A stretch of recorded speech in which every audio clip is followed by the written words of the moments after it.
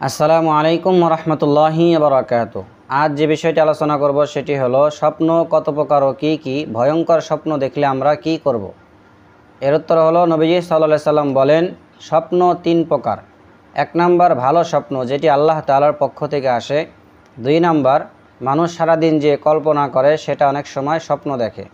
তিন নাম্বার ভয়ঙ্কর স্বপ্ন, যেই স্বপ্নের কারণে মানুষ চিন্তায় পড়ে যায়, সেটি আসে শয়তানের পক্ষ থেকে। শয়তান মানুষকে বিভিন্ন রকমের ভয়ঙ্কর স্বপ্ন দেখিয়ে মানুষকে পেরেশানির মধ্যে ফেলে। তো অনেক সময় এই স্বপ্ন দেখলে আমরা পেরেশানিতে পড়ে যাই, যখন আমরা কি করব, আমাদের কোনো ক্ষতি হবে কিনা।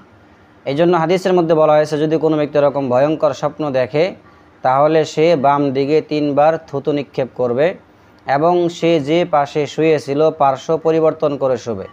অর্থাৎ যদি সে ডান দিকে শুয়ে থাকে তাহলে বাম দিকে শুবে, আর যদি সে ঘুম থেকে উঠে দেখে বাম দিকে শুয়ে আছে তাহলে সে ডান দিকে শুবে। এবং এই স্বপ্নের অনিষ্ট থেকে আল্লাহ তাআলার কাছে আশ্রয় চাইবে, তাহলে তার আর কোনো ক্ষতি হবে না ইনশাআল্লাহ। ইবনে মাজা হাদিস নং 3907, 8, 9, 10।